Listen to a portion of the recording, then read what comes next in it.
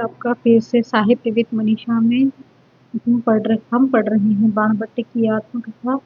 और बाणभट्ट की आत्मकथा का हम आज पढ़ने वाले हैं पंचदशा उच्छ्वास। तो आइए बिना देरी के शुरू करते हैं।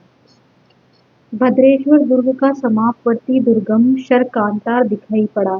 रजत पट्ट के समान दूर तक चमकते हुए बालू का प्रांतर को आच्छादित करके वहां सूना शरकांतर इस प्रकार घूम रहा था मानो ज्वलंत धरित्री की सहस्त्र सहस्त्र हवाएं आकाश तक फैल जाने की तैयारी कर रही है। रह रहकर वात्यालुंठित बालुका राशि धूम अग्निकुंड की भांति चित्त को भय प्रांत कर रही थी। नीचे से ऊपर तक कहीं भी शीतलता का नाम नहीं था। मैं निरंतर कई दिनों से घोड़े की पीठ पर सवार भागा आ रहा हूँ। एक बार भट्टिनी का चिंता कातर मुख मन में उदय होता है, दूसरी बार सुचरिता का प्रसन्न हो। एक भद्रेश्वर की ओर खींच रहा एक भद्रेश्वर की ओर खींच रहा है, दूसरा स्थानेश्वर की ओर। मुझे स्थानेश्वर की घटनाएं दर्पण में प्रतिभात छाया की भांति सर्वत्र स्पष्ट दिखाई दे रही है। सुचरिता को कारागार से छुड़ाकर जब मैं वेंकटेश भट्ट के पास ले आया तो वहां अवधूत पाद पहले से ही विराजमान थे और महामाया भी उपस्थित थी। वहां अपूर्व दृश्य था। सुचरिता चुपचाप प्रणाम करके एक कोने में बैठ गई। मैंने भी अनुकरण किया। देर तक वहां निस्तब्धता का राज्य रहा। अवधूत पाद ने महामाया को लक्ष्य करके कुछ थोड़े से शब्द कहे। मैं जब जब उन शब्दों को स्मरण करता हूँ तब तब सारा शरीर रोमांचित हो उठता है। ना जाने क्या घटने वाला है। बाहर सब कुछ जल रहा है। काल देवता की विकट झुकटियां किसी को छोड़ना नहीं चाहती। भद्रेश्वर के शोध शिखरों को देखकर भट्टिनी की चिंता ही मेरे चित्त में प्रधान हो उठी। आज दीर्घ काल के बाद भट्टिनी को देख सकूंगा, परंतु मुझे राजकार्य भी करना है। यद्यपि हृदय भट्टिनी की ओर ही पहले जाने को तावला हो रहा था, तथापि मैंने पहले लोरिकदेव से निवृत्त हो लेना ही उचित समझा। भद्रेश्वर के शोध शिखर दिखाई दिए, लेकिन मेरे लिए वे किसी अदृश्य देवता की अंगुलियों के ही समान थे। वे सब भट्टिनी को ही दिखा रहे थे। इस चिलकती धूप में झंझनाते हुए शरकांतार में वात्यालोल तप्त वायु में भी भट्टिनी का स्मरण आते ही हृदय में एक प्रकार की शीतलता अनुभूत हुए बिना न रही, जैसे वहां कोई कल्पलता उग आई है। चंद्र मरीचिका अंकुरित हो गई है। चंदन लता पल्लवित हो गई है। मेरा संपूर्ण शरीर उद्भिन्न केसर कदम पुष्प की भांति रोमांचित हो आया। सामने क्षीण धारा महासरयू दिखाई पड़ी। महासरयू में स्नान करके मैं सीधे लोरिकदेव के पास गया। मुझे देखकर उस सहृदय आभीर सामंत की आंखों में आंसू आ गए। बड़े आदर के साथ उन्होंने मुझे प्रणाम किया और कुशल पूछा। भट्टिनी का कुशल संवाद भी उन्होंने उसी प्रेम और आदर के साथ सुनाया। उनकी वाणी गदगद हो गई थी। बोले, भट्टिनी, इस वंद्य भव कानन की कल्पलता है।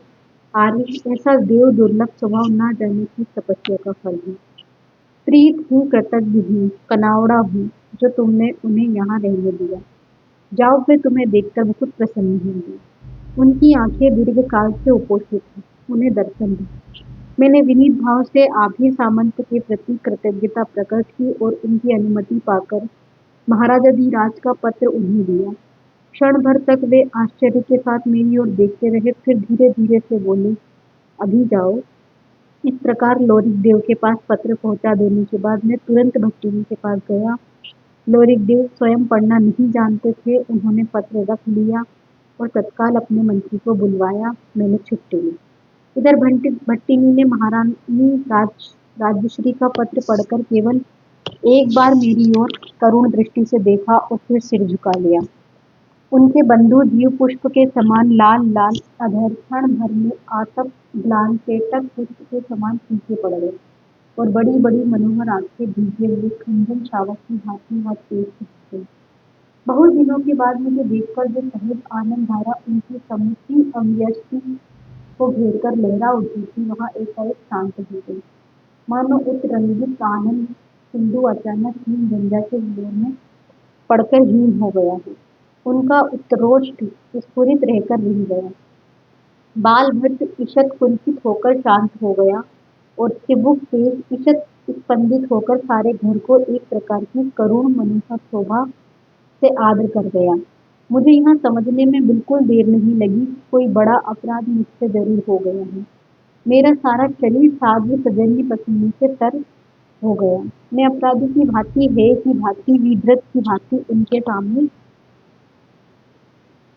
कर्तव्य मूड होकर ठिठक रहा। भट्टिनी को मेरे ऊपर दया आई, वे अपने आप को संभालने का प्रयत्न करने लगी। इसी समय निपुणिका आ गई।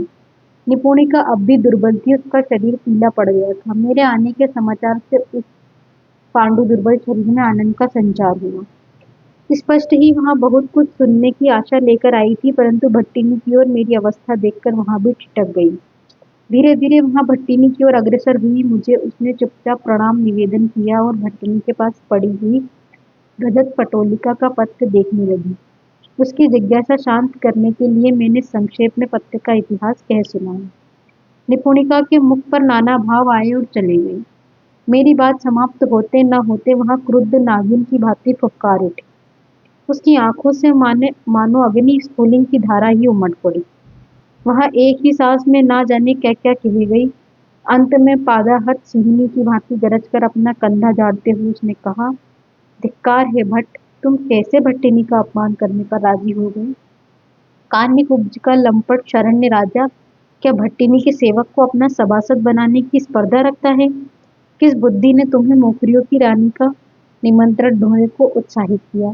धिक्कार है भट्ट, तुम अत्यंत सहज भाव भी नहीं समझ सके। क्या इस पत्र को चिथड़े कर फेंक देने लायक शक्ति भी तुम में नहीं थी? कहते कहते भावावेश में वहां सचमुच ही उस पत्र को चिथड़ने लगी। उसकी उंगलियां इतनी तेजी से चल रही थी मानो जल्दी जल्दी से वे मोकरियों के प्रत्येक वंशधर को रगड़ देना चाहती थी।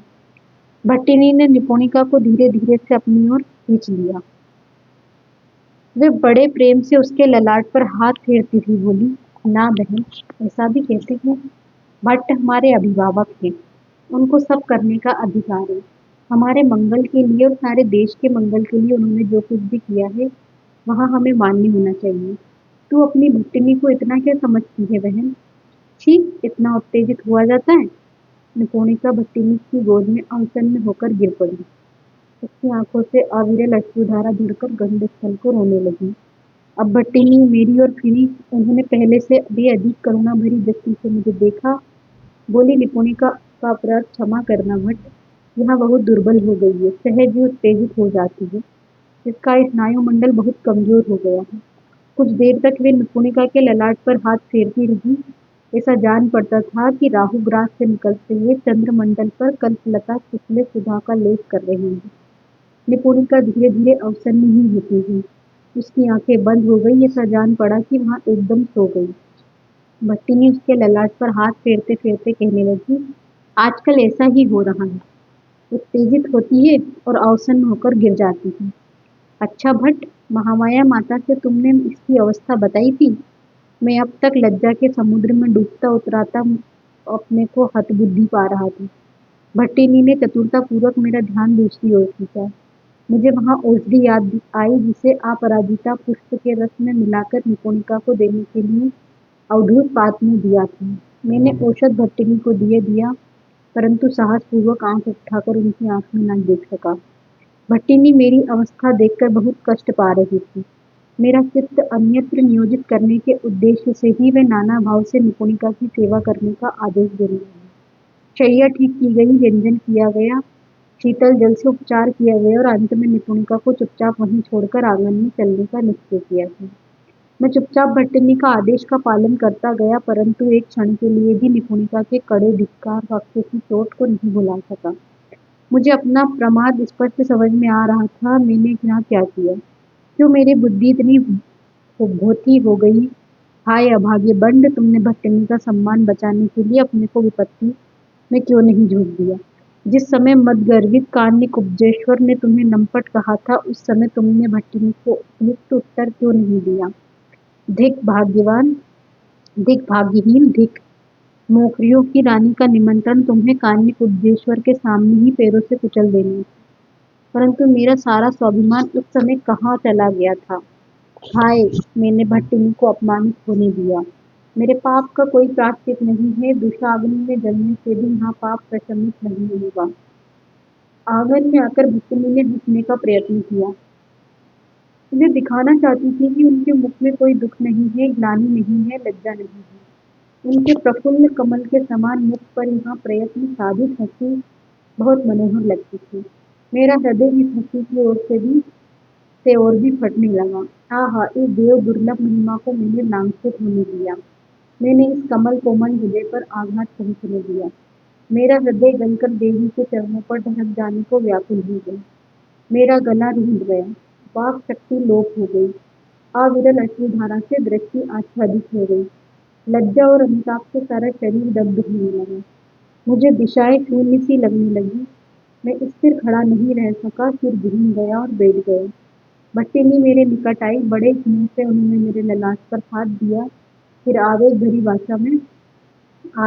भाषा में बोली थी, तुम भी उत्तेजित हो भट्ट। निपुणता की बात से तुम इतने विचलित हो गए।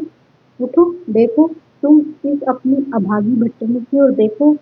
तुमने कोई अपराध नहीं किया है। अगर तुम कान्य सिद्धेश्वर के सभासद हो गए तो इसमें मेरा अपमान कहाँ हुआ? क्यों व्यर्थ विचलित होते हो? मेरी संज्ञा धीरे धीरे लौट आई। घुटनों के बल पर बैठकर मैं केवल इतना ही कह सका, देवी, तुम सब क्षमा कर सकती हो, तुम सब भुला सकती हो, पर अभागा बाण कैसे शांति पा सकेगा? भट्टिनी के चेहरे पर एक विचित्र कातरता दिखाई दी। उनका वचन रुद्ध हो गया था, किंतु आंखें बहुत कुछ कह रही थी।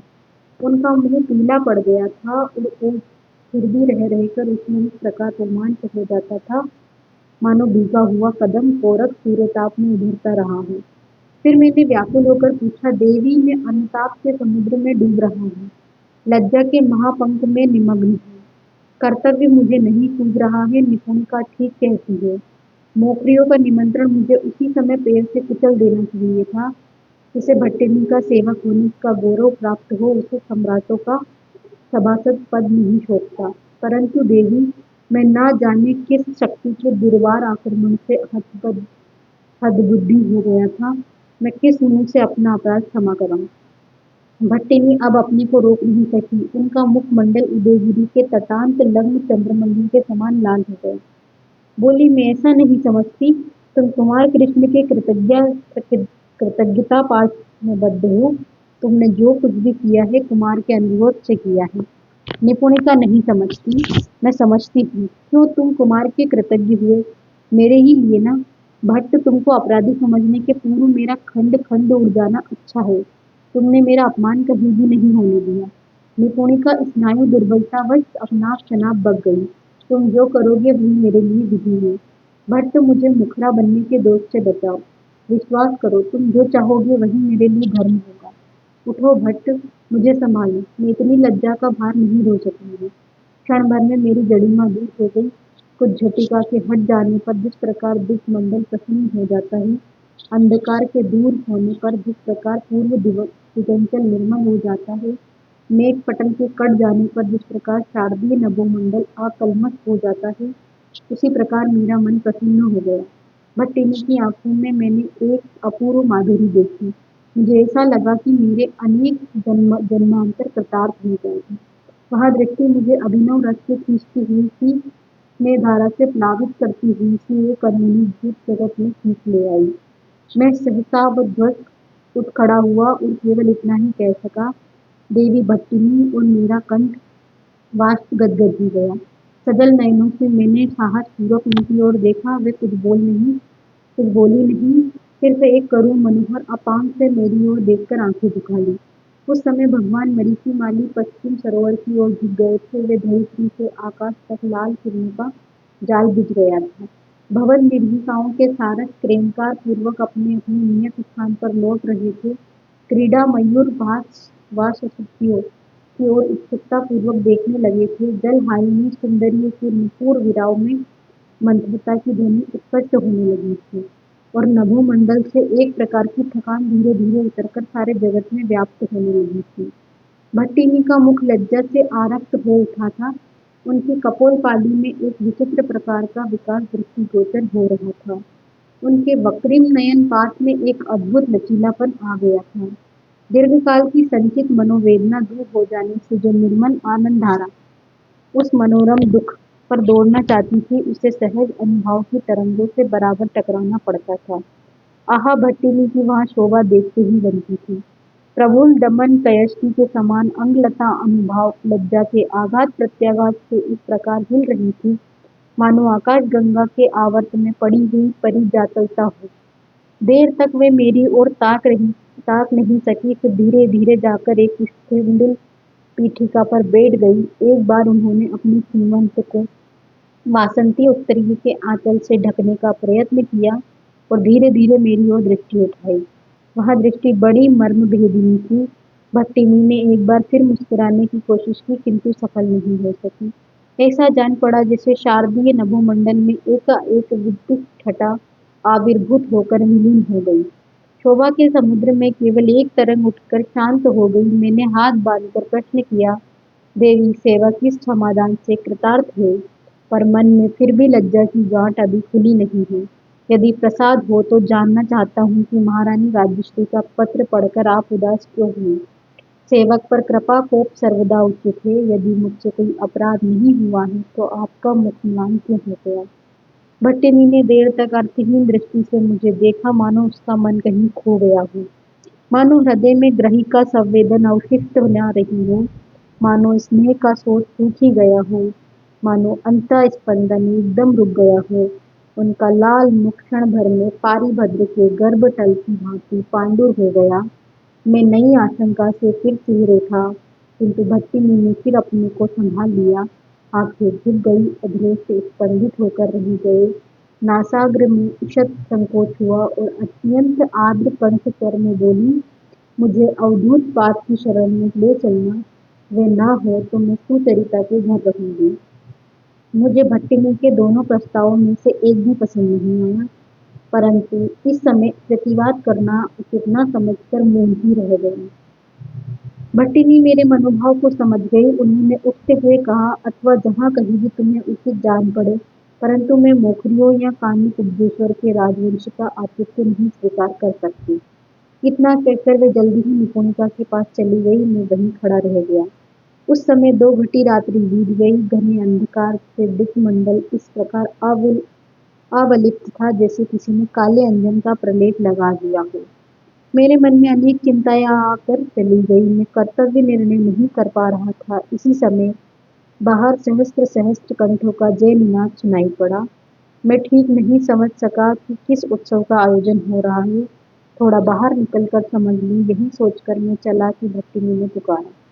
निपुणिका की संज्ञा लौट आई थी। भट्टिनी ने उसे धीरे धीरे प्यार से कुछ समझा रही थी। वहां रो रही थी। मुझे देखकर वहां उठने लगी, पर भट्टिनी ने उसे उठने नहीं दिया। उसकी आंखें सहस्त्रधार होकर अपनी मनोव्यथा बहाने लगी। मैंने निकट जाकर धीरे से पूछा, कैसा लग रहा है मीना। उत्तर में उसकी बड़ी बड़ी आंखें और वेगपूर्वक झरने लगी। भट्टिनी ने दुलार के साथ उसके ललाट पर हाथ फेरते हुए कहा, प्रसन्न हो निमुनिया, भट्ट सुचरिता का संवाद सुनाएंगे। निपुणिका का चेहरा क्षण भर में खिल गया। एकाएक उसमें विचित्र शक्ति आ गई। बोली, मिली थी भट्ट, कैसी है वहाँ भाग्यहीना। मैंने कहा, भाग्यहीना नहीं मीनिया, वह अखंड सौभाग्यवती है। उसका पति लौट आया है। निपुणिका की आंखें आश्चर्य और आनंद से विस्फारित हो गई। बोली, सच। मैंने रस लेते हुए कहा, सच। इस समय जयनिनाद एकदम भट्टिनी के वासगृह के द्वार पर आ गया। हमने ध्यान से सुना तो मालूम हुआ कि सैकड़ों स्त्री पुरुष अत्यंत उल्लास के साथ देवपुत्र तुवर मिलिंद की जय घोषणा कर रहे हैं। भट्टिनी ने कुछ आश्चर्य और जिज्ञासा से मेरी ओर देखा। इसी समय एक दासी ने आकर सूचना दी कि महा सामंत लोरिकदेव अपनी रानी और अनुचरों के साथ द्वार पर खड़े हैं। उनके हाथ में पूजा के उपकरण हैं। वे अविलंब भट्टिनी के दर्शन का प्रसाद पाना चाहते हैं। भट्टिनी एक क्षण के लिए गंभीर हो गई, फिर उन्होंने स्वाभाविक स्वर में मुझे आदेश दिया, देखो भट्ट, क्या बात है, मैं कुछ समझ नहीं रही हूँ। मैंने तुरंत आदेश का पालन किया। द्वार पर आकर देखा तो आश्चर्य से स्तब्ध रह गया। शत शत उल्काओं के प्रकाश में एक विशाल जन समूह नृत्य गान और वाद से दिक्मंडल को मुखरित कर रहा था। सबसे आगे घोड़े पर लोरिक देव थे, उनके पीछे उसी प्रकार के घोड़ों पर मंत्री राजपुरोहित थे। उनके पीछे पालकी पर लोरिक देव की रानी थी और भी पीछे मल्लों का एक विशाल युद्ध था। वे नाना भाव से व्यायाम कौशल प्रदर्शन कर रहे थे। यहाँ कौशल एक ओर जितना उद्दाम था, दूसरी ओर उतना ही संयत। एक ही साथ सैकड़ों मल्ल नाना शस्त्रों से सुसज्जित होकर विकट भंगिमाओं से अंग त्रोटन, नाटन, उन्मोटन, विकंचन और संतोलन की क्रिया दिखा रहे थे। उनके अविरल तालोटकन से रह रहकर दिगंतर चटपटा उठते थे। धनुष्कांस्य तथा यष्टि कोशियों की झंझनाहट से शून्य प्रकंपित हो उठता था। उद्दाम अंग विकुंचन से दर्शकों की आंखें चौंधिया जाती थी। बार बार ऐसा मालूम होता था कि एक अंग मोटन दूसरे के विकुंचन में उलझ जाएगा, पर आश्चर्य तब होता था जब यह सारा छंदोहीन निःशंकल व्यायाम व्यापार एक ही साथ बंद हो जाता। समस्त मल्ल इस पर स्तंभित होकर एक अद्भुत वीरति निनाद थे। क्षण भर में जनसमूह के इस सिरे से उस सिरे तक का जैन को प्रकंपित कर देता था। बंदिनी के गृह द्वार पर मल्लों का दल अपने व्यायाम में जुटा तो लगा रहने पर भी विचित्र संयम के साथ वक्तुलाकार खड़ा हो गया और बीच में स्त्री पुरुषों के 50 जोड़े उसी के समानांतर वर्तुलाकार फैल गए। उनके हाथ में छोटे छोटे काष्ठ खंड थे। लोरिकदेव घोड़े से उतर गए, साथ ही मंत्री और पुरोहित भी उतर गए। लोरिकदेव की इंगत पर सारा व्यापार रुक गया। उन्होंने मुझसे अत्यंत विनयपूर्वक भट्टिनी को यहाँ से ले जाने का अनुरोध किया। बोले, आर्य देवपुत्र नंदिनी को जब तक हम नहीं जानते थे तब तक हमसे चाहे जितने भी अपराध हुए हों क्षम्य हैं। अब हम जान गए हैं तो उनकी पूजा में एक क्षण भी विलंब असह्य। तुमने कान्य कुब्जेश्वर का पत्र मुझे दिया था, उस पत्र से सारी बातें मालूम हुई। तुमसे हम बहुत कुछ कहना है, हमें बहुत कुछ कहना है, पर इस विधि में देर होना एकदम वांछनीय नहीं है। मैंने उनका संदेशा भट्टिनी को कह सुनाया। वे कुछ क्षणों तक स्तब्ध गंभीर होकर सोचती रही, फिर बोली, तुम क्या कहते हो, चलूं? बिना कुछ सोचे ही मेरे मुख से निकल गया, अवश्य देवी। भट्टिनी के आते ही लोरिकदेव ने तलवार खींचकर अभिवादन किया। साथ ही पुरोहित ने शंख ध्वनि की। देखते देखते देवपुत्र नंदिनी के जय निनाद से दिशाएं कांपने लगी। भद्रेश्वर गुरु के 100 कुहरों से प्रत्यावर्तित होकर वहां ध्वनि और भी दीर्घायित हो गई। उसी समय लोरिकदेव ने अपनी 32 अंगुलों की विकराल असी को ऊपर उठाया। देखते देखते मल्लों की लाठियां फड़फड़ा उठी। वहां एक विकट व्यापार था। उल्काएं उस यष्टि संघर्ष से कांप उठी। ऐसा जान पड़ा कि प्रत्येक व्यक्ति इस विचित्र संघर्ष का आखेट हो गया है। परंतु आश्चर्य यहाँ था, यद्यपि लाठियां अनवरत वेग के साथ घूम रही थी, पर किसी को कोई आघात नहीं लगा, कोई भी विचलित नहीं हुआ, कोई भी स्थानभ्रष्ट नहीं हुआ। यष्टि का वर्तुल सिमटता गया। एक बार तो वहां इतना छोटा हो गया कि लाठियों के सिवा और कुछ दिखाई ही नहीं देता था। एक क्षण में लाठियां तड़तड़ा उठी और सारा जनसमूह भट्टिनी की जय ध्वनि से मुखरित हो गया। मैंने आश्चर्य के साथ देखा कि लाठियों के 2 मंच बन गए हैं। मुहूर्त भर में कुमारियों ने श्रृंगार रस से सरोबार द्विपदी खंड का गान गाया। छोटे छोटे काष्ठ खंड खटखटा उठे और उस कर्कशता की पृष्ठभूमि में कुमारी कंठ की सुरीली तान बहुत मीठी लग रही थी। कब मल्ल लोग फिर वर्तुलाकार खड़े हो गए, कब मध्यवर्ती वर्तुल की कुमारियां सिमट कर एक हो गई, वहां निपुण भाव से निरीक्षण करने वालों की भी समझ में नहीं आया। नृत्य कौशल विचित्र था, जितना ही उत्ताल उतना ही ताला नृत्य। कुमारियों ने विचित्र सुकुमार भंगिमा से भट्टिनी को घेर लिया। अत्यंत लघु आयास से उन्होंने उन्हें उठाया और आगे वाले यष्टि मंच पर बैठा दिया। फिर विकट रसिक नृत्य चलने लगा। ऐसा जान पड़ता था कि भूतों के उत्सव में पार्वती बैठी हुई है। भट्टिनी का मुख सहज गंभीर बना रहा। एक क्षण के लिए उसमें कोई विकार नहीं आया। कंटकी वृक्षों में खिली हुई चंद्रमल्लिका की भांति वहां प्रफुल्ल मनोहर वदन अपने आप में ही परिपूर्ण था। वहां उद्दाम मनोहर नृत्य चलता रहा। कांस्य कोशी झंझना भये और मुखर नुपुर वीराओं के साथ काष्ठ खंडों की टंकार विचित्र ध्वनि से दिंगतराल को मुखरित करती रही। भट्टिनी के पीछे वाले मंच पर लोरिक देव और उनकी रानी समासीन हुई। एक बार फिर वहां नृत्य रुका।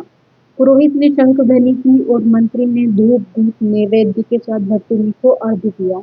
लोरिकदेव ने रजत के मनोरम थाल में नारिकेल, पूगी फल और तांबूल पत्र भट्टिनी को निवेदन किया। अत्यंत गदगद कंठ से उन्होंने कहा, अनजान में जो उपेक्षा हुई है उसे क्षमा करना देवी। हमारा अहोभाग्य है कि अज्ञात प्रतिस्पर्धी कट प्रत्यंत बाड़व आर्यमान रक्षक तत्र भवान देवपुत्र तुवर की नयन तारा अत्र भवती ने मेरे इस ग्रह को पवित्र किया है। मेरे 10 सहस्त्र मल्ल आपके ही सेवक है। लोरिकदेव गुण का दाह से सम्राटों की भुक्तियों को की उसने बराबर उपेक्षा की है। या तो वहां समुद्रगुप्त के वंशजों का आनुगत्य स्वीकार करेगा या स्वतंत्र रहेगा। परंतु देवी आज गुप्तों का प्रतापा निर्वापित है। नौकरियों का भुजबल अस्त हो गया है। धर्माचारहीन बौद्ध नरपति के निवीर शासन ने समूचे आर्यावर्त को विनाश की ओर धकेल दिया है। इस समय लोरिकदेव नहीं, कहीं भी आशा की किरण नहीं देख रहा। देवी घृणित म्लेच्छ वाहिनी फिर से गिरि संकट के उस पार एकत्रित हो रही है। कौन है जो इस दुर्मद म्लेच्छ वाहिनी को इस पवित्र भूमि में आने से रोक सके? कौन है जिसकी विशाल भुजाएं इस गिरि संकट के कपाट का कार्य करेगी? कौन है जिसके प्रताप मोहिनी की शिखा में दुर्दांत म्लेच्छ श्लभायमान होंगे? देवपुत्र ही ऐसे वीर है, आपके वियोग में वे कातर हो गए हैं। लोरिकदेव की मल्लवाहिनी की उल्लसित आनंद ध्वनि आज देवपुत्र को उद्बुद्ध करेगी।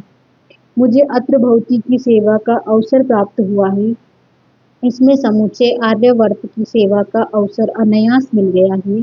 देवी मुझे इस अवसर का प्रसाद प्राप्त हो। भट्टिनी की आंखें सजल हो गईं। उन्होंने कातिर दृष्टि से लोरिकदेव की ओर देखा, बोली, आर्य मुझे लज्जा दे रहे हैं। लोरिकदेव ने उन्हें विशेष बोलने का अवसर ही नहीं दिया।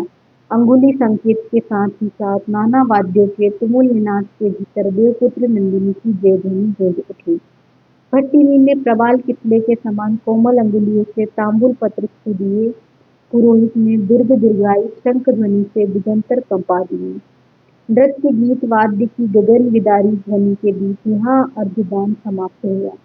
मल्ल लोग संयत गति से तितर बितर हो गए। कुमारियों ने अभिराम भंगी से भट्टिनी को उठाया और देर तक नृत्य गति से उस छोटे घर को प्रदीप्त कर रखा।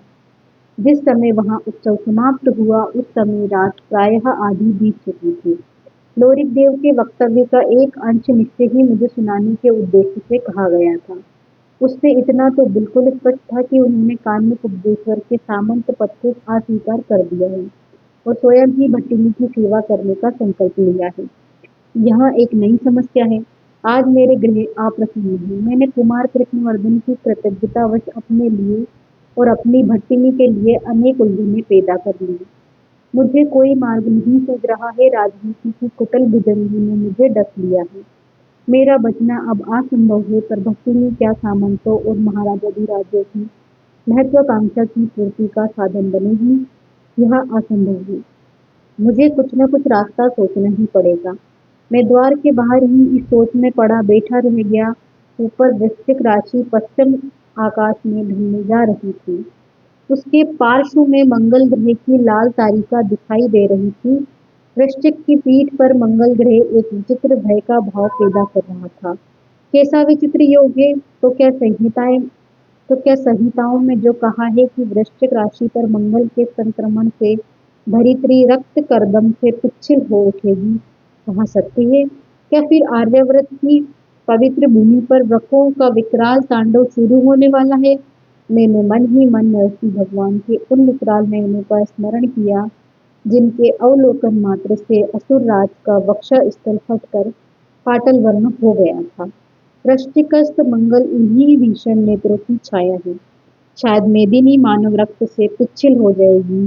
शस्य क्षेत्र कर्बूर भस्म में रूपांतरित हो जाएंगे। जानपद जन दस्युओं द्वारा आरोपित वहनी शिखा में होम हो जाएंगे। नर कंकालों की राशियों से मार्ग दुर्लभ हो उठेंगे। विकराल काल का तांडव आर्यावर्त को घृणित हाहाकार में पटक देगा। हे भगवान, क्या यहाँ रक्त से स्नान रोका नहीं जा सकता?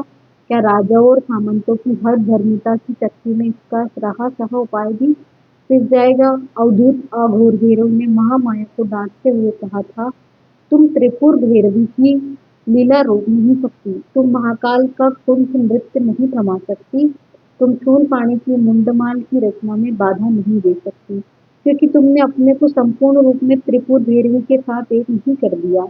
जिस दिन तुम स्वयं उसमें अभिन्न हो जाओगी, उस दिन इस लीला को चाहे जिधर मोड़ सकती हो। भोली त्रिपुर सुंदरी को जितना दे दोगी उतना ही तुम्हारा अपना सत्य होगा। क्या सचमुच जनता के दुख को तुमने अपना दुख समझ लिया है?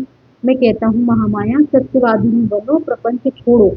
तुमने अमृत के पुत्रों को संबोधन किया है, क्या तुम स्वयं अमृत की पुत्री बन सकी हो? तुमने जो कहा वहां करके कभी दिखा सकती हो? जब तुम अपने आप को निःशेष भाव से उनके चरणों में समर्पण कर दोगी, वाग्वीर होना अपना ही अपमान करना है। यदि त्रिपुर भैरवी की लीला को दूसरे रूप में देखना चाहती हो तो स्वयं त्रिपुर भैरवी बने बिना उपाय नहीं है। दुर्घटकाल आ रहा है। महामाया ने अविकृत रहकर उत्तर दिया था, आशीर्वाद लेने आई हूँ। अवधूत ने इस पर डपट कर कहा था, मिथ्या है, पाखंड है यहाँ। तुम्हारे आशीर्वाद के लिए सारा जगत व्याकुल है। तुम महाशक्ति का प्रतीक हो, मैं तुम्हें त्रिपुर भैरवी के रूप में देखकर कृतार्थ होऊंगा।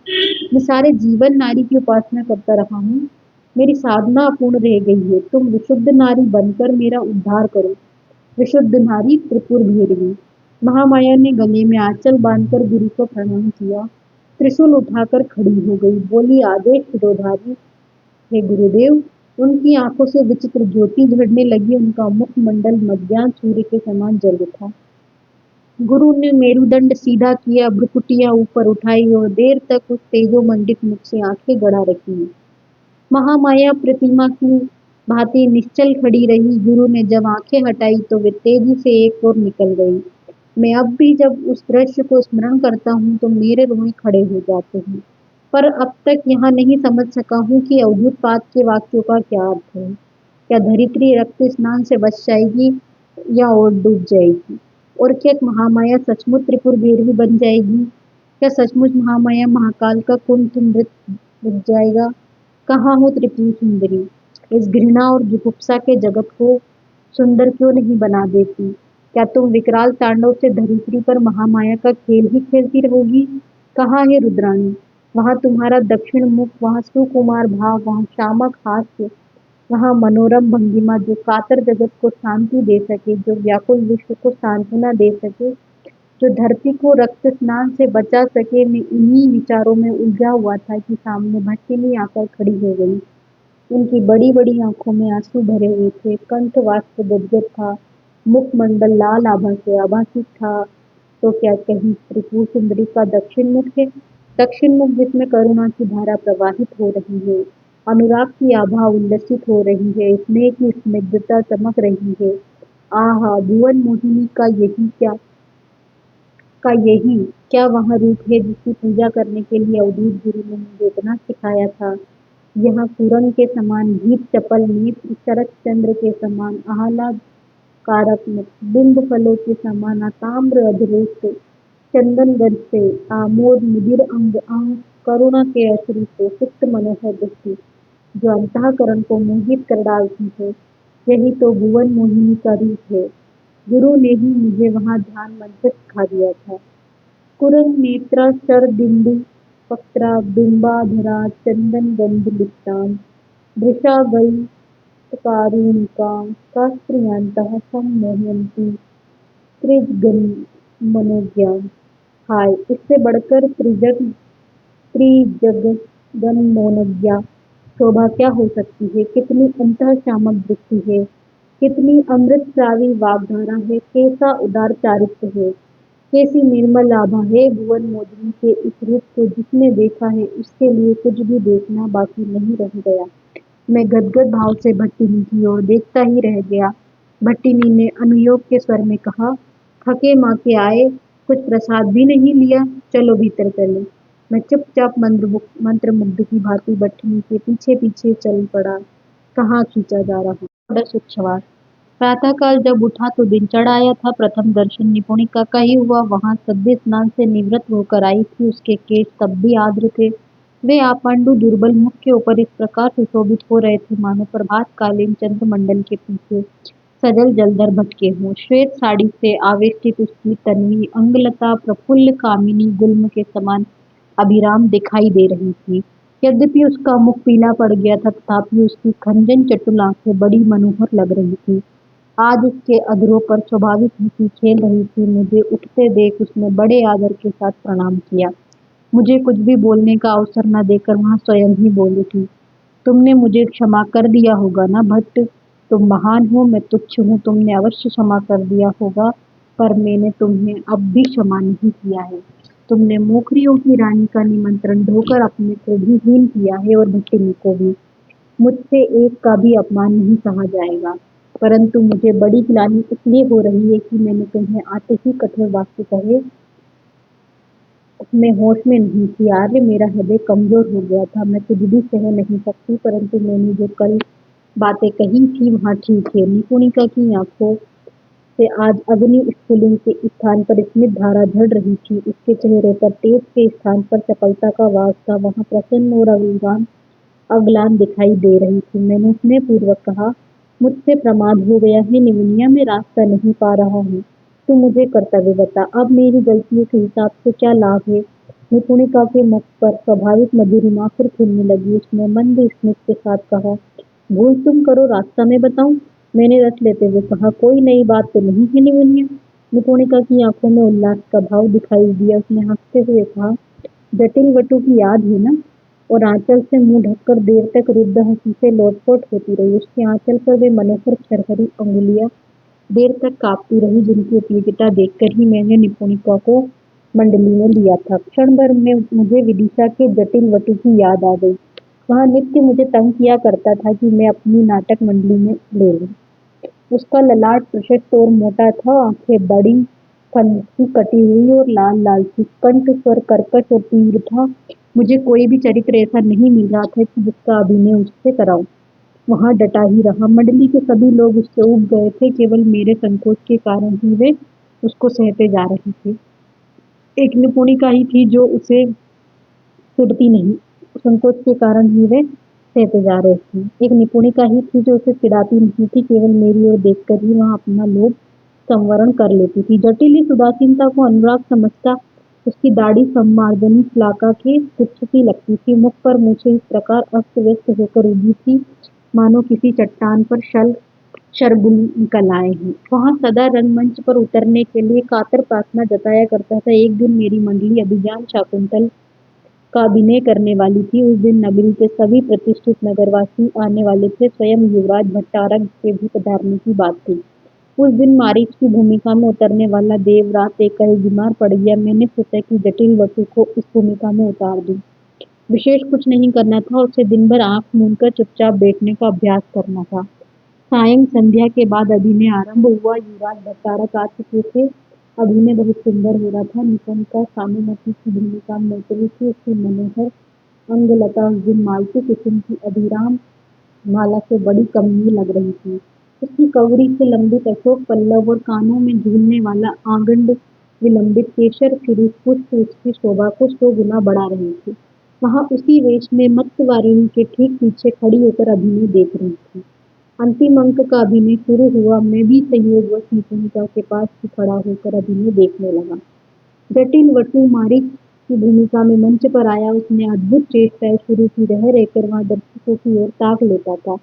वह जान लेना चाहता था कि लोग उसका अभिनय पसंद कर रहे हैं या नहीं।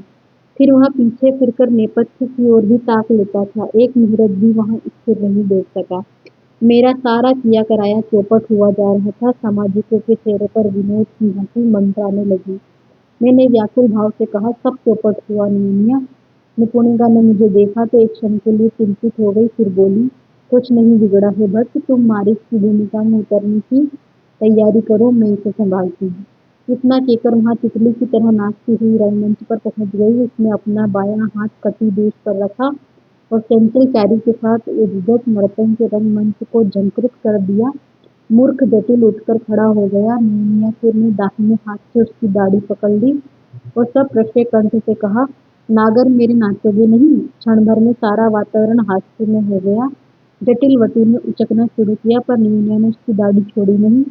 प्रत्येक उछल कूद के साथ वहां रहस्य भरे भाव के वाक्य कहती रही और मनोहर भंगिमा से ताल देती रही। वहाँ विचित्र प्रहसन देर तक चलता रहा। नाना कौशल से निपुणिका ने जटिल वस्तु को अपने पैरों पर गिराया, कटी पकड़कर नचाया, सिर के केशों को मंच पर रगड़वाया और इस प्रकार बिगड़े हुए दृश्य को मनोरम प्रहसन का रूप देकर जटिल को खींचती हुई रंगभूमि से निकल गई। शत शत नागरिक कंठ के उच्च अट्टहास से दीर्घायित साधुवाद से रंगभूमि हिलने लगी। युवराज भट्टारक सहृदय थे। उन्हें सारी परिस्थिति समझ में आ गई थी। उन्होंने अपने बहुमूल्य उत्तरीय के प्रसाद से निपुणिका को सम्मानित किया। बाद में इस अट्टहास की पृष्ठभूमि में मारीचाश्रम का शांत सुखद दृश्य और भी चमक उठा। उस दिन निपुणिका ने मेरी लाज बचाई थी। उसी मनोरम दृश्य को याद करके आज निपुणिका की हंसी बांध तोड़ देना चाहती थी। मुझसे भी हंसी रुकी नहीं गई। हंसी से लोटपोट होता हुआ बोला, हाँ निमुनिया, भूल करता हूँ मैं और रास्ता निकालती है तू। देर तक वह अपने ही विचारों में तरंगावर्त को डोलती रही। फिर एकाएक गंभीर होकर बोली, हंसी नहीं कर रही हूँ भट्ट, मैं सचमुच रास्ता निकालने आई हूँ। सुनो मेरी बात मानो। निपुणिका यद्यपि गंभीर हो गई पर अब भी उसकी कपोल पाली विकट पुंडरीक की शोभा धारण किए हुए थी। अब भी उसके चंचल नयनों में सरसता छलक रही थी। अब भी उसका आंचल मुख पर छाया हुआ था। अब भी उसके उत्रोष्ट थोड़ा थोड़ा कांप रहे थे। उसकी मधुर मूर्ति बड़ी मोहक जान पड़ती थी, मानो शरद चंद्रिका का जमा हुआ रूप हो, दुग्ध समुद्र की सिमटी हुई आभा हो, सुधा भान का संयमित वैशब्द हो। उसने आंखें झुका ली और इस प्रकार धीरे धीरे बोलने लगी मानो अपने प्रत्येक शब्द को तोल तोल कर देख लेती जा रही है। मैंने और उसने देर तक नहीं देखा। बोली, भट्टिनी थानेश्वर जाएगी, परंतु वहाँ किसी की अतिथि नहीं होगी। उनका अपना स्वाधीन राज्य उनके साथ साथ रहेगा। लौरिक देव को तुम इस बात पर राजी कर लो कि उनकी कम से कम 1 सहस्त्र मल्ल सेना भट्टिनी की सेवा में नियुक्त रहे। इस थानेश्वर में भट्टिनी उसी प्रकार रहेगी जिस प्रकार स्वतंत्र देश की रानी अपने राज्य में रहती है। यहाँ भाग्यहीना भी साथ रहेगी। इस थानेश्वर के महाराजाधिराज को भी यहाँ अधिकार नहीं होगा कि भट्टिनी की सेवा की छाया भी छू सके। अगर निमुनिया को इस थानेश्वर के व्यवहार में घसीटा गया तो वहाँ रक्त की नदी बह जाएगी। पहली बलि कान्यकुब्जेश्वर के सभा पंडित बाणभट्ट की ही रहेगी। तुम तैयार हो भट्ट? एक सामान्य दासी के लिए अपने प्राणों की बाजी लगा देने का साहस तुम में है? इस बार उसने मेरी ओर आंख उठाई, स्वर कुछ और ऊंचा करके बोली, भट्ट किस अपराध पर कान्यकुब्ज का लंपट शरण्य राजा मुझे फांसी देना चाहता है? मेरे उसी अपराध के बल पर वहाँ देवपुत्र मुगरमिलिन से मित्रता करना चाहता है। मेरी जैसी असहाय अबलाओं को दंड देने वाला उसका कठोर भुजंग क्या म्लेच्छ वाहिनी से अपनी प्रजाओं को नहीं बचा सकता? सचमुच तुम विश्वास करते हो आर्य कि इस निर्वीर्य शासन तंत्र से देवपुत्र की सेना का मिलाप होते ही आर्यावर्त रक्त स्नान से बच जाएगा? आर्यावर्त के समाज के मूल में घुन लग गया है। उसे महाविनाश से कोई नहीं बचा सकता। मैं पूछती हूँ आर्य, क्या छोटा सत्य बड़े सत्य का विरोधी होता है? निपुणिका ने उत्तर पाने की आशा से मेरी ओर देखा। मैं इस प्रश्न का कोई प्रयोजन नहीं समझ सका। सहज भाव से उत्तर दिया, सत्य अविरोधी होता है, ऐसा ही तो सुना है। निपुणिका ने आश्वस्त होकर कहा, आज तुम ही मेरे देवता हो, तुम ही मेरे सत्य हो। तुम्हारे साथ दीर्घ काल तक रहने का सौभाग्य मुझे मिला है। मेरी ही शपथ करके तुम सत्य सत्य कहो, मेरा कौन सा पाप चरित्र जिसके कारण मैं निदारुण दुख की भट्टी में आजीवन जलती रही? क्या स्त्री होना ही मेरे सारे अनर्थों की जड़ नहीं है? तुम इस छोटे से सत्य के साथ राष्ट्र जीवन के बड़े सत्य को अविरोधी पा रहे हो। क्या बृहत्तर सत्य के नाम पर मिथ्या का तांडव नहीं चल रहा है? कैसे आशा करते हो आर्य कि देवपुत्र का प्रबल भुजदंड इस समाज को नाश के गर्भ से बचा लेगा? महाकालिका खुलकर इस देवभूमि पर नृत्य करेगी और करेगी। महानाश के बवंडर में यहाँ सब कुछ स्थूल खंड की भांति उड़ जाएगा। विच्छिन्न अदृश्य खंड पापों का प्रायश्चित असंभव है। निपुणिका सामान्य अपमानिता नारी है। समाज की कुत्सित रुचि पर तिल करके उसने अपने को होमा है। उसकी यहाँ वाणी हृदयाग्नि के अतल गह्वर से निकल रही है। तुम लोग आंधी को रोकने का व्यर्थ प्रयत्न कर रहे हो, पर आर्य मेरी इच्छा है कि एक बार तुम सम्राटों की भ्रुकुटियों की उपेक्षा करके इस महाशक्ति को ऊंचे सिंहासन तक पहुंचा दो। यदि थोड़ा भी स्वर वहां तक पहुंच जाएगा तो संभव है कि महाकाल की क्रोधाग्नि प्रशमित हो जाए। बड़ा दुख है आर्य, इसी विराट देवी के अंतःस्पंदहीन भ्रू पर यह साम्राज्य की नयनहारी रथ यात्रा चली जा रही है।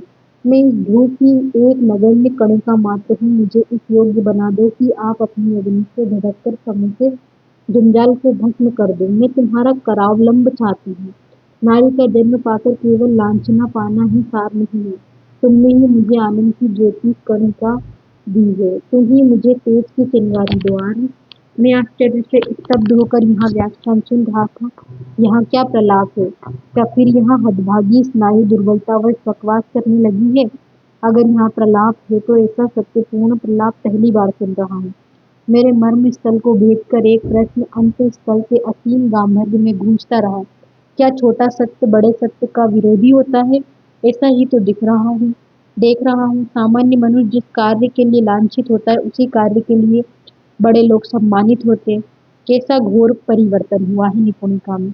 वहाँ आज परिताप की ज्वलंत उल्का बनी हुई है। क्या करेगी वहाँ? अकेला चना क्या भाड़ फोड़ सकता है?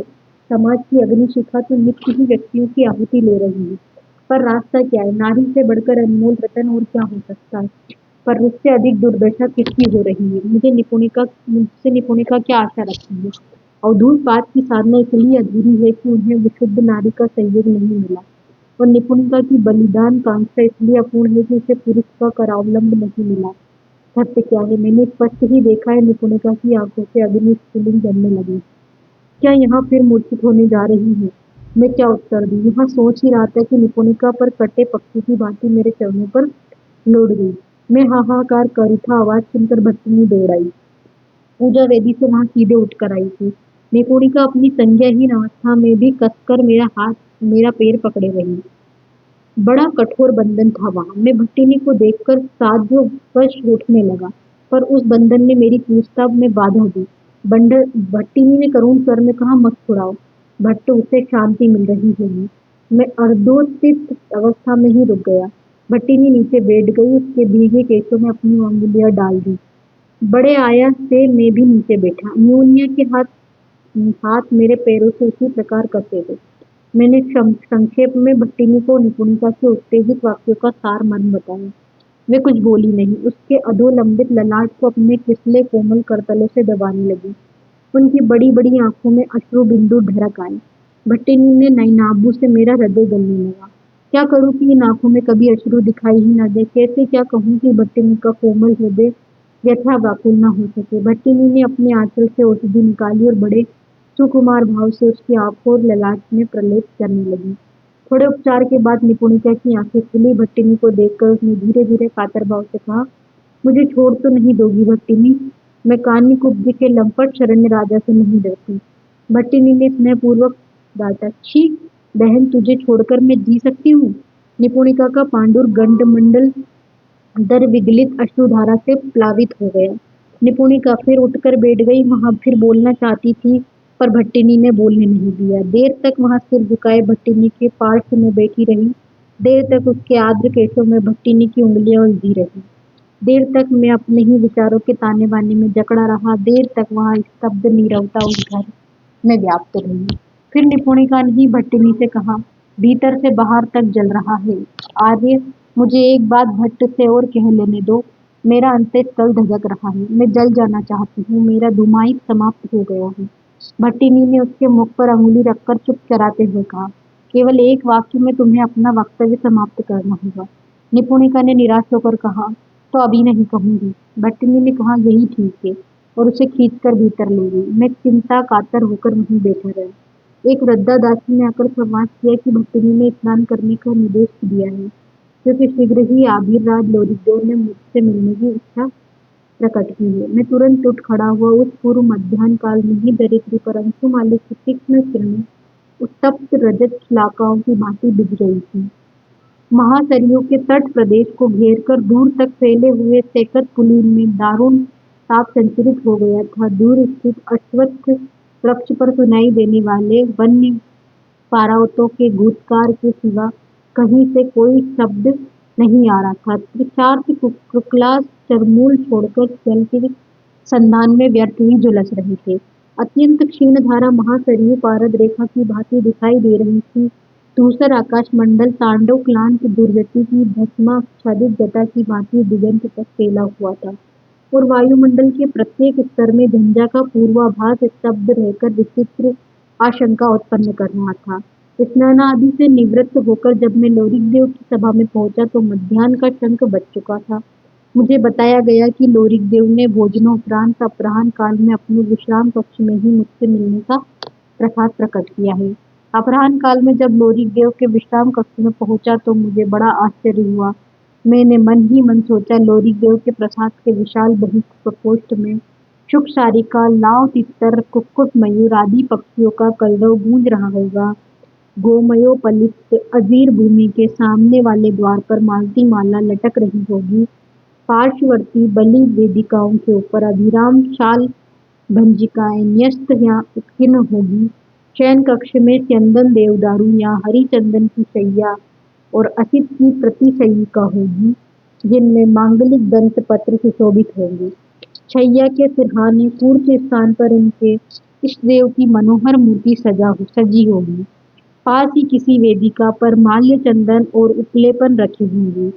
यदि वे कुछ अधिक शिल्प विनोदी होंगे तो गज दंत पर वीणा जरूर रखी होगी और उसे वलयाकार घेर कर कुरंटक पुष्पों की माला भी लटक रही होगी। शैया से जरा दूर हटकर कोई गंधार देश का आस्तरण बिछा होगा।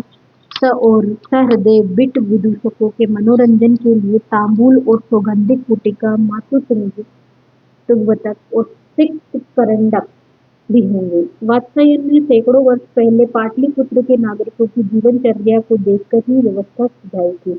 वहाँ आज समूचे भरतखंड के अभिजात जनों का आदर्श बन गई है। आर्यावर्त के रईसों की रुचि इसी आदर्श पर ढलती है। परंतु लोरिक देव का विश्राम कक्ष एकदम भिन्न था। प्रस्तर भित्तियों में गजंत के नाम पर कुछ लोह कीलक थे, जिन पर धनुष, कांस्य और मुद्गर रखे हुए थे। वीणा का तो वहाँ नाम गंध भी नहीं था। लोरिक देव की काष्ठ शैया पर उर्णास्तरण बिछे हुए थे। ना कहीं तांबूल था, ना सौगंधिक पुटिका और द्युत फलक। समूचा कक्ष उनकी विशाल बलिष्ठ देह के छंद के साथ पूर्ण सामंजस्य था। चारों कोनों में धूप वर्तिकाएं जल रही थी और कूर्च स्थान पर बाल वासुदेव की गोवर्धनधारी मूर्ति के पाद देश में कर्पूर दीप दीप्त हो रहा था। सुरुचि उस घर में पूर्ण मात्रा में थी, पर सुकुमारता को जानबूझकर दूर रखा गया था। मुझे देखकर लोरिक देव बड़े प्रेम से उठे, आसन देकर सम्मानित किया और दुर्लभ गंधराज पुष्पों का सुंदर स्वच्छ उपहार में दिया। फिर स्वयं अपनी काष्ठ शैया पर आसीन हो गए। बिना किसी भूमिका के उन्होंने पूछा, भट्ट, तुमने देवपुत्र नंदिनी का परिचय मुझे ना देकर कान्यकुब्जेश्वर को क्यों दिया? मैंने भी बिना भूमिका के ही उत्तर दिया, मैं भट्टिनी का विनीत सेवक हूँ। उनकी आज्ञा थी कि मैं किसी को उनका यथार्थ परिचय न बताऊं। मैंने कान्यकुब्ज नरेश को भी उनका कोई परिचय नहीं दिया। उन्हें कुमार कृष्णवर्धन से मालूम हुआ। कुमार को भट्टिनी का परिचय मालूम था। क्यों और कैसे उन्हें मालूम हुआ, यहाँ मैं अभी नहीं बता सकता। लोरिक देव की कुंचित भ्रुकुटियों में सहज भाव आया। ललाट देश की धनुषायित वलिया सरल हो आई। आकृष्ट गंड कुंचिकाएं तिरोहित हो गई। उनकी आंखों में सहज विश्वास का भाव लौट आया। थोड़ा रुक करके धीरे संयत भाषा में बोले, देखो भट्ट, मेरी शिराओं में गुप्तों के अन्न से बना हुआ रक्त है। मैं 18 वर्ष की अवस्था से गुप्त सेना का सैनिक रहा हूँ। मैंने सिंधु और कुभा के उस पार तक समुद्रगुप्त के गरुड़ ध्वज को फहराया है। मेरी अवस्था इस समय 60 से ऊपर हो गई है। तुम क्या आशा रखते हो कि इस प्रौढ़ अवस्था में मैं अपने अन्नदाताओं को दुर्बल देखकर कल के बनियों का राजाधिराज मान लूं? यहाँ असंभव है। अगर मुझे आधीनता फिक्स माननी है तो वहाँ गुप्तों की ही माननी होगी। कान्यकुब्ज के राजा मैं चरणार्थी दुर्ग के पूर्व किसी प्रकार नहीं आने दूंगा। उनकी आंखों में रोष का भाव प्रकट हुआ, किंतु उन्होंने फिर अपने को संभाल कर कहना शुरू किया, बड़ा विकट संवाद गिरी बर्तम के उस पार से आया है भट्ट। कान्यकुब्ज का नपुंसक शासन उस संकट को दूर नहीं कर सकता। देवपुत्र तुवर मिलिंद से मित्रता स्थापित करने मात्र से यहाँ धर्माचारहीन शासन बलवान नहीं हो जाएगा। हाय, इस समय गुप्त कुल में कोई शक्तिशाली बच्चा भी नहीं बच रहा। स्कंदगुप्त के साथ ही गुप्तों का प्रतापानल शांत हो गया। योग्य से ही योग्य के मिलन से शक्ति उत्पन्न हो सकती है।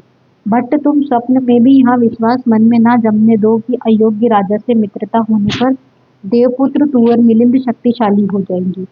देखो, मैं कूटनीति नहीं जानता। तुम लोगों ने नाना शास्त्रों से के अभ्यास से जिस प्रकार अपनी बुद्धि शाणित की है, वैसा करने का अवसर मुझे कभी नहीं मिला। मैंने घोड़ों की पीठ पर ही विश्राम पाया है और जुझाऊ बाजों की गड़गड़ाहट से रात्रि यापन किया है। मुझे नीतिपटु होने का गर्व एकदम नहीं है। मैं सहज बात को सहज ढंग से ही समझ पाता हूँ। सत्य और असत्य का मेल नहीं हो सकता। आर्यावर्त के समाज में अनेक स्तर हो गए हैं। यहाँ भगवान का बनाया विधान नहीं है, यहाँ असत्य है। गिरिवर्त्म के उस पार में जो म्लेच्छ वाहिनी आ रही है, उसने इस मिथ्या को कभी प्रश्रय नहीं दिया। मैं अपनी आंखों देखी बात ही तुमसे कह रहा हूँ। प्रबल प्रतापी गुप्त नृपतियों ने इस मिथ्या समाज भेद के साथ उदात्त भावनाओं का समन्वय करना चाहा था। यहाँ गलती थी। गोविंद गुप्त ने इस रहस्य को समझा था, कुंवर मिलिंद ने भी समझा है, पर गुप्त सम्राटगण इसे नहीं समझ सके, वे उच्छिन्न हो गए। यही होना था। आर्य गोविंद गुप्त के परामर्श से ही मैंने अपने इस आभीर वाहिनी में स्तर भेद नहीं होने दिया। मेरे 10 सहस्त्र मल्ल भीतर से बाहर तक एक थे। जब स्तर भेद जब कभी गुप्त नरपतियों को म्लेच्छ सेना से भिड़ना पड़ा, तभी यहाँ आभीर सेना उसके काम आई है।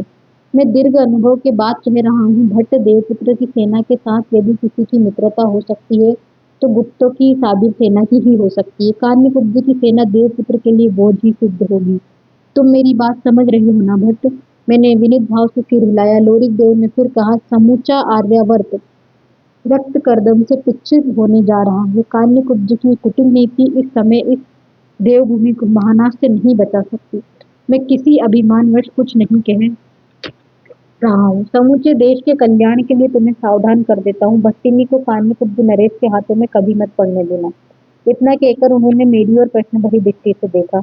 मैंने नम्रतापूर्वक किंतु दृढ़ता से उत्तर दिया, आभीर राज, आपके स्पष्ट और उदार परामर्श के लिए अत्यंत कृतज्ञ हूँ। मैंने सारा जीवन उच्छृंखल अनडवान की भांति मस्ती में ही बिताया है।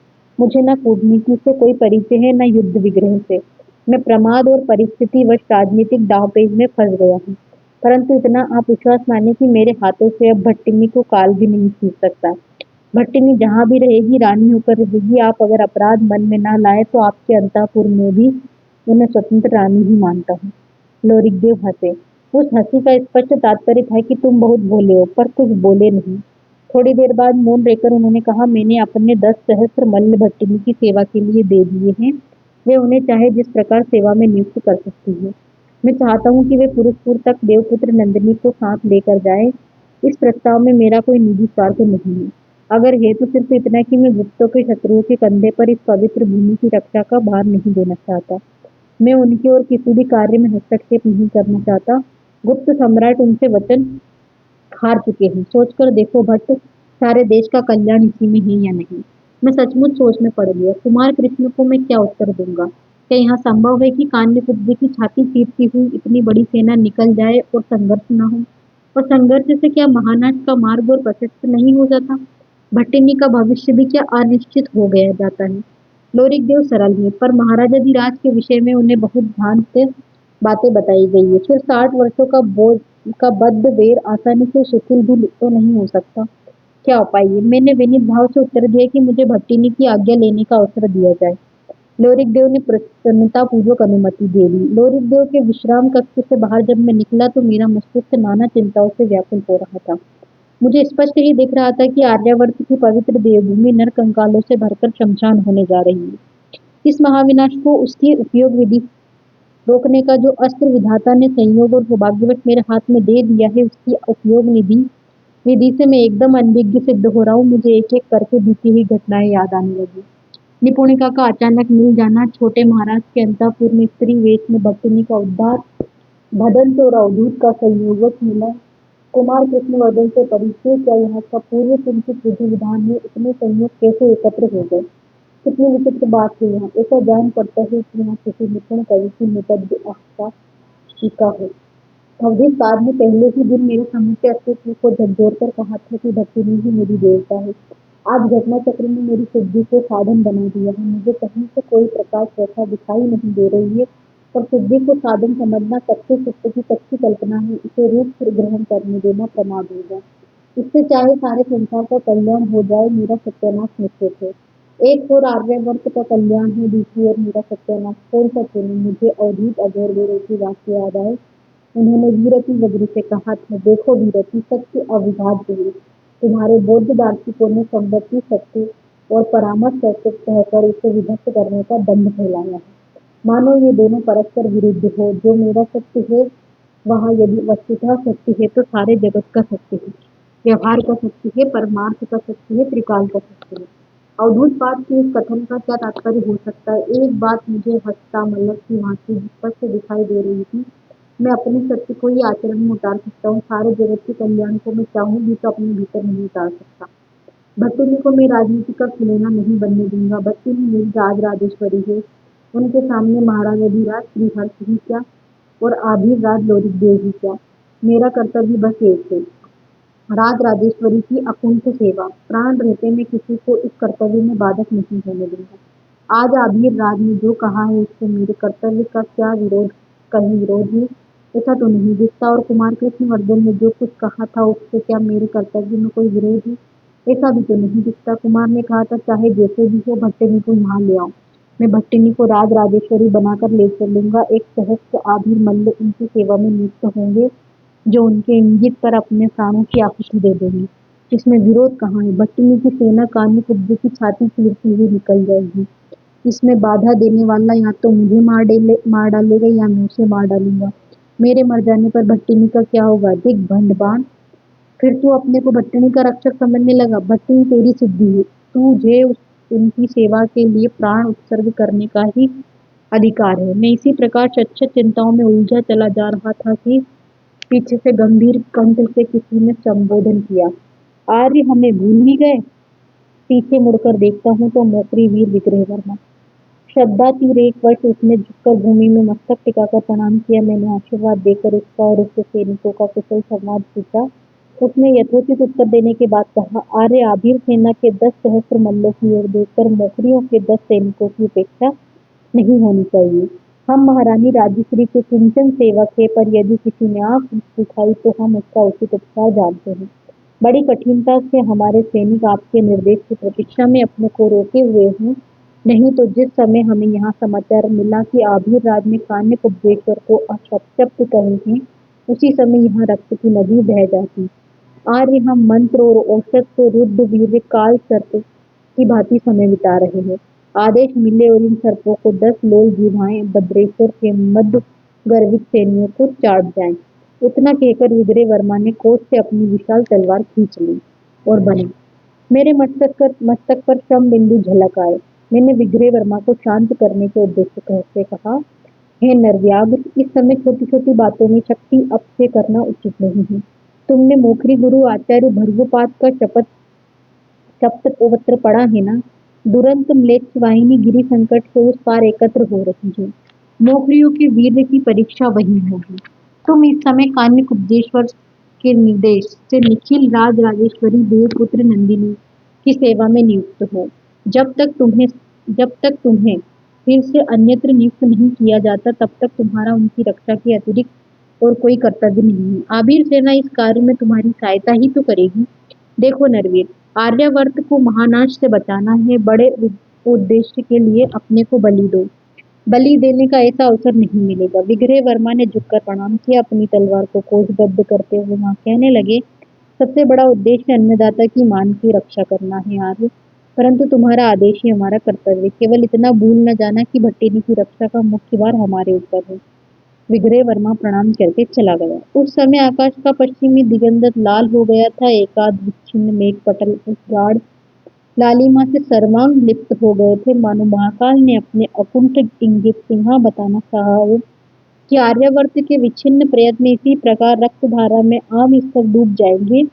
मध्यमान जरड भास्कर की 2-4 किरणें दिगंत के छोर तक फैल गई थी, जो रक्त स्नान से सदो विनर्गता महाकालिका की नृत्य विकीर्ण पिंगल जटाओं का भ्रम उत्पन्न कर रही थी। सारा आकाश धूम अग्निकुंड की भांति जल रहा था। वृक्षों की उच्च शिखाओं पर छिपकी हुई लाल आभा भयंकर आशंका उत्पन्न कर रही थी, मानो ज्वाला के भय से भागने वाली बनदेवियों के चरणामस्तक की ही लालिमा है। धरती से आकाश तक फैली हुई यहाँ लाल शोभा न जाने किस विकट भविष्य की सूचना दे रही है। त्रिपुर भैरवी की इस रामलीला का साक्षी क्या है? नहीं होने जा रहा है, क्या होने वाला है?